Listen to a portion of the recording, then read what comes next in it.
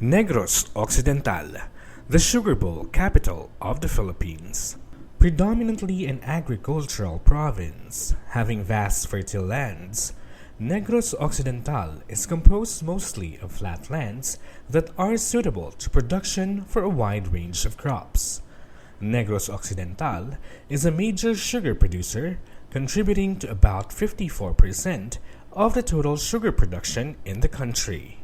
However, in 2013, the province was greatly devastated by Super Typhoon Yolanda, which is said to be the strongest tropical cyclone to make landfall on record and has caused widespread destruction in the Philippines. With storm signal number 4 hoisted in the northern part of the province, Yolanda severely battered with its strong winds and accompanying storm surge the coastal areas of the 2nd Congressional District, including Cadiz City. Cadiz City is one of the 31 component LGUs of the province of Negros Occidental, located at the northern part of the province, and has a total land area of 524.57 square kilometers. It is considered as a second-class city with 22 barangays, 12 of which are rural, and the remaining 10 are urban barangays. The city of Cadiz is an agricultural community where 68.64% of its total land area is devoted to agriculture. Of that, sugarcane is the main industry, where 52% of the total agricultural land is being utilized. The main source of income of families in the city of Cadiz comes from agriculture, through wages, salaries, farming, and fishing. Cadiz City was among the badly hit LGUs by Typhoon Yolanda. Based on the Consolidated Damage Final Report in December of 2013, the total amount of the cost of damage in infrastructures reached to 209.2 million pesos. The damages in school buildings and classrooms, government hospitals, and animal production facilities were caused by torn down trees. The damaged roads, bridges, and irrigation in various parts of the province were caused by the strong current of water during the typhoon, and this includes the sub-project area, Barangay Caduha-an in Cadiz City. The rehabilitation of Barangay Caduha-an to Sitio Aluyan Farm-to-Market Road covers 1,670 hectares of land, where 1,146 hectares is devoted to agriculture. Of this area, 63.6% of which is planted with sugarcane, a total land area of more or less 1,100 hectares. The sub-project area covers 8 haciendas, or sugarcane plantation, and 3 sitios, namely Hacienda Bernardita, Lagnon, Navidad, Tagbangon, Banas, Torena, Maluga, Leticia, Sitio Dalayapan, Juan Gamboa, and Aluyan, with a total land area of 2,500 hectares. The road influence area is about 12.46 kilometers from the national highway and about 30 to 35 kilometers from the sugar mills. The total population that benefits from the sub-project is 9,285, with 1,819 households. There are 3 sitios and 8 haciendas or plantation farms composed of 3,165 population with 633 households, which are considered as direct beneficiaries. It has a higher number of males compared to females at a ratio of 51 to 49, and its population growth rate is 0.65%. The total land area is 1,670 hectares, which comprises 3.18% of the total land area of the city of Cadiz, and most of which are planted with sugarcane. For the road influence area, majority of the agricultural land is planted with sugarcane, where project beneficiaries serve as small planters, workers, and laborers. There are portions that are being planted with rice, bananas, and root crops. For livestock, carabao is highly prioritized, being used for land preparation and cultivation and to haul canes within the sugarcane farm, particularly during rainy season, where trucks could not penetrate. Others also raise swine and native chicken, which are being sold during emergency cases such as enrollment and hospitalization. Since the economy in the road influence area is sugar, processing and marketing of its product is done in the sugar mills, which is 25 to 35 kilometers away. For rice, post-harvest facilities like thresher are within the road influence area, but the produce are being sold to the commercial center, leaving only portions for their own consumption. Economic growth, or the lack of it, directly affects employment and income. This also affects expenditures and the ability to access goods and services. With most of the residents dependent on labor wages and salaries from sugar farming, then it follows that 33.5% poverty incidence in the city of Cadiz.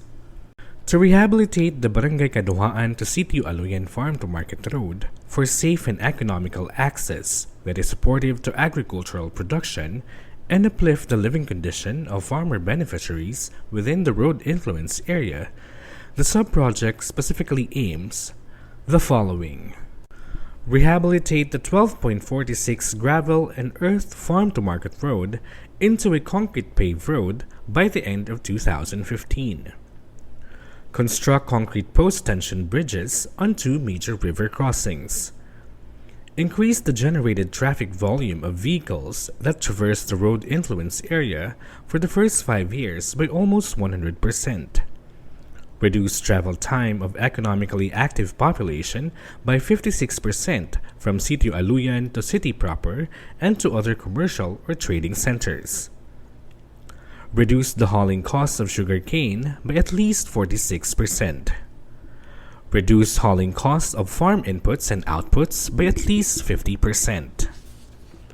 Gradually develop 100 hectares for rice, 25 hectares for corn production, and 50 hectares for sugarcane as new agricultural lands 5 years after implementation that will respond to the food sufficiency program of the province. Reduce transport losses of agricultural commodities by at least 3%.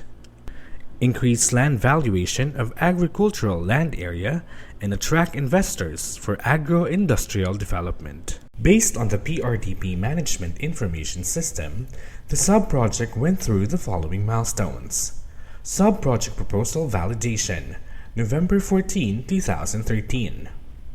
Regional Project Advisory Board approval, September 22, 2014. Issuance of No Objection Letter 1, November 21, 2014. Procurement period is on December 16, 2014 to April 30, 2015. Construction started on June 7, 2015. Original completion date is June 24, 2016. Actual completion date is November 13, 2021. The sub-project has been substantially completed in 2018. One factor that greatly affected the completion of the sub-project is the right-of-way acquisition. With the sub-project being utilized and substantially completed in 2018, it is imperative that a rapid appraisal of emerging benefits be conducted.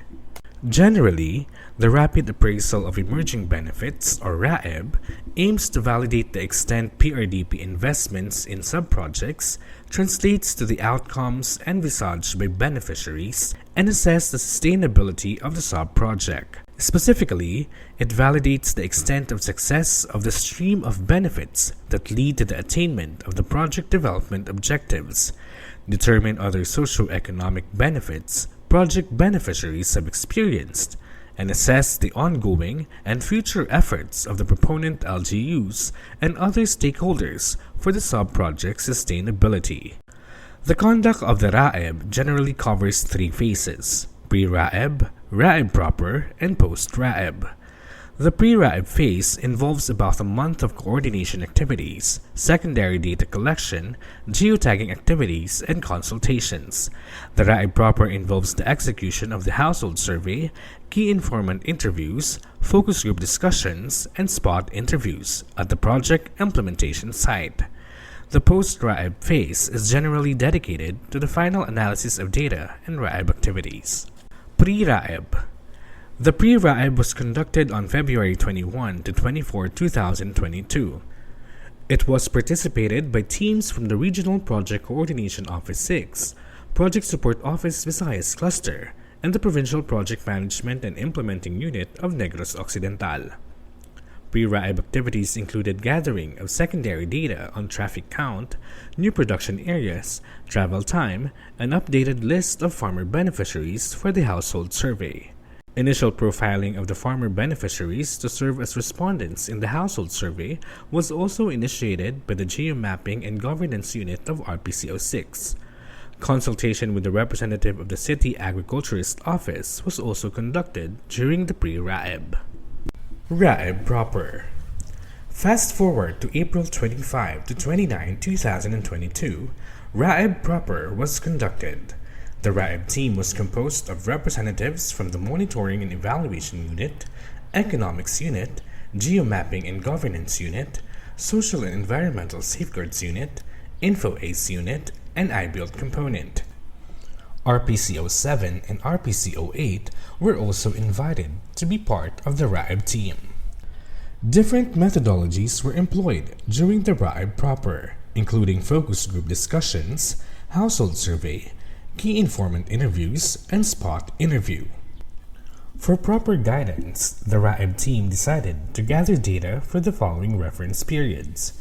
Without farm-to-market road scenario, 2014. With farm-to-market road scenario, 2018. In the interest of availability of transport vehicle, services, and activities in the community, the RAEB team also decided to gather data in some important areas during the COVID-19 pandemic period. That would be with farm-to-market road scenario 2020.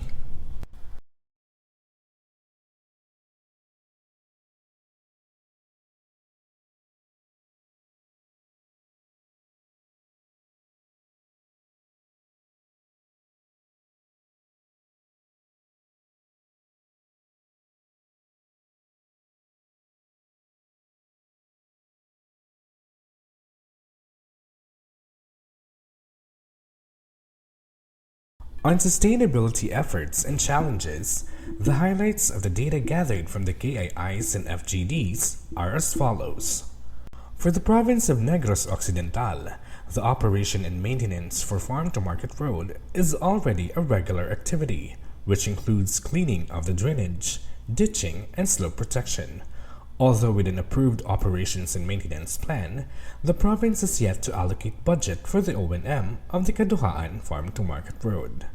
In the approved O&M plan, specific items included are Item 31, Vegetation Control, Item 41, Side Ditch Cleaning, Item 42, Clearing and Repair of Glitches, and Item 13, Surfacing of Gravel Shoulders.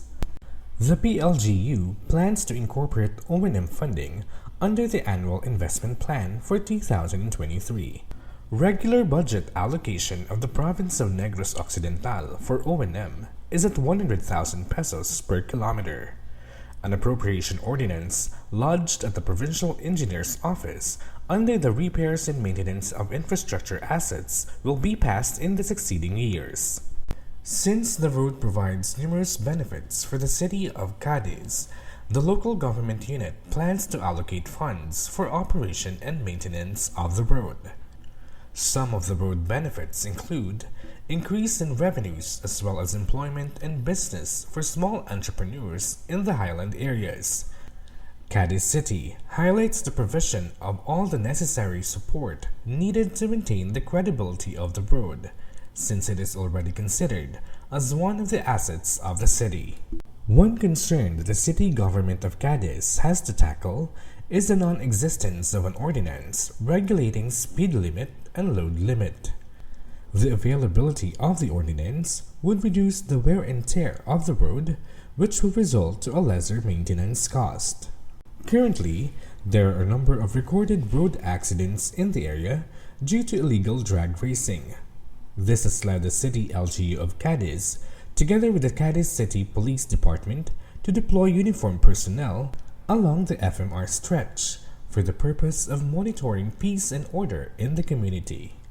Concern on frequent motoring accidents due to insufficient signages along the road were discussed and recommended to LGU representatives who attended the KII.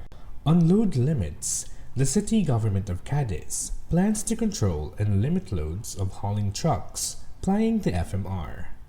A strong commitment from Barangay Caduha-an on the monitoring of the road maintenance will be of great help to sustain the sub-project.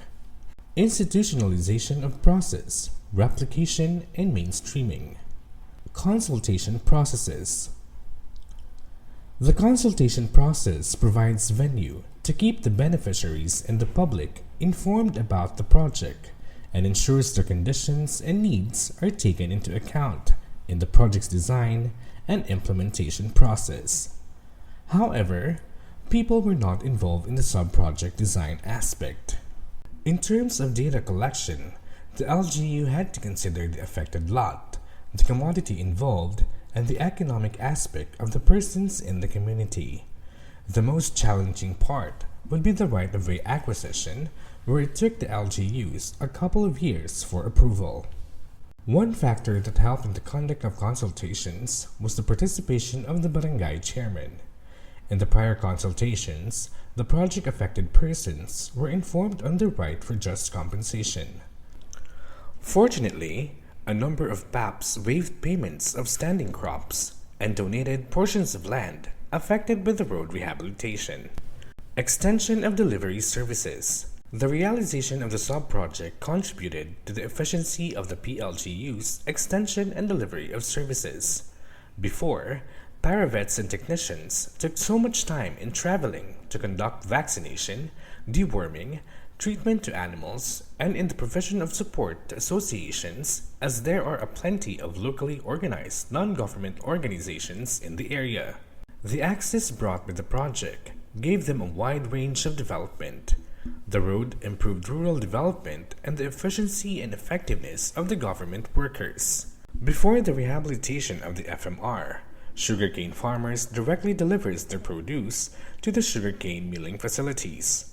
However, with the FMR, 3 transloading stations have been established, which provide easy access of the farmers to their markets.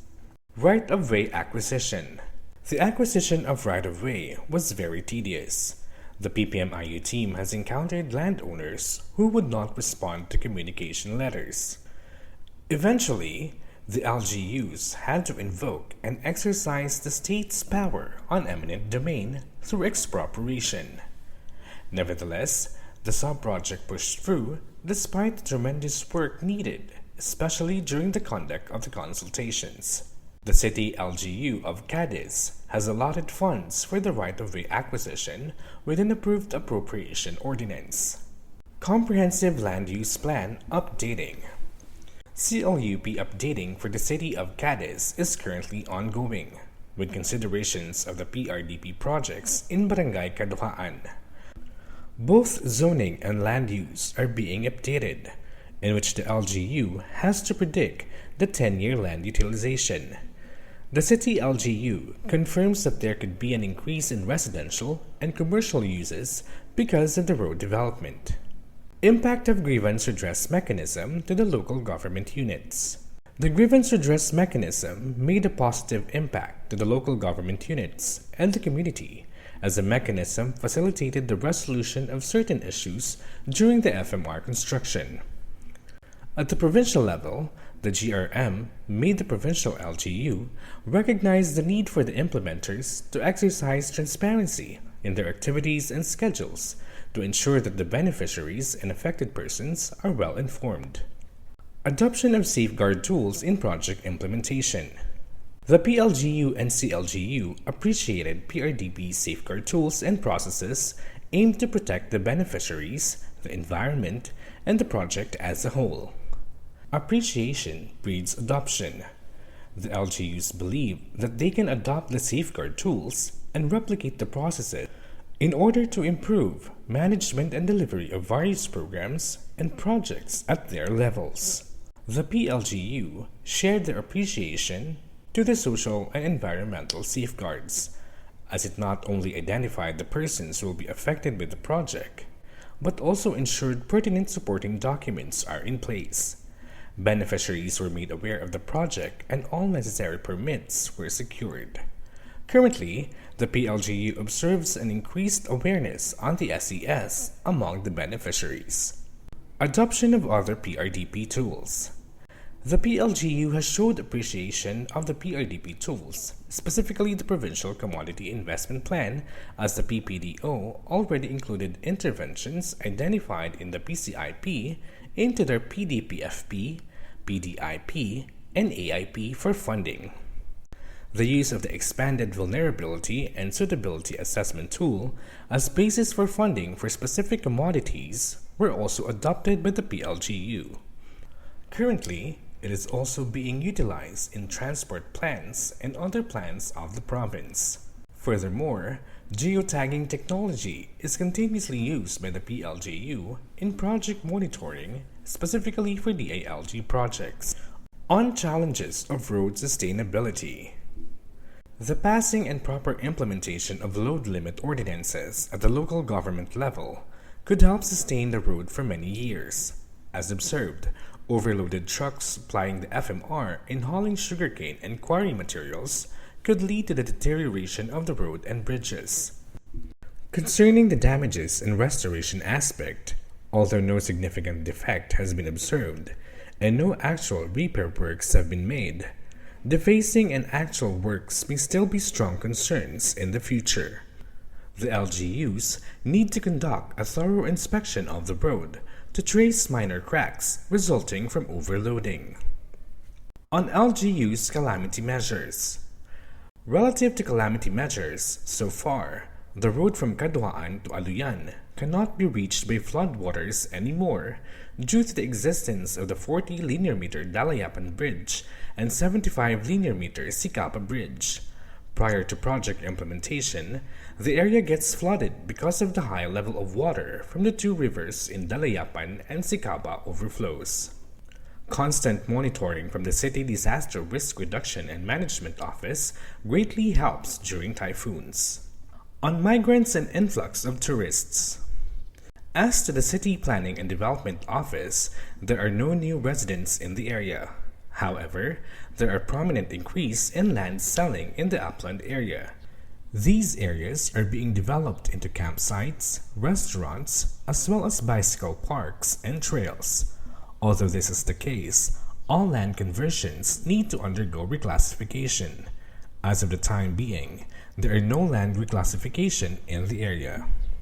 On the adoption of environment-friendly technologies. Since there are a number of existing farmers' association and agrarian reform cooperatives in the area, extension works are being done.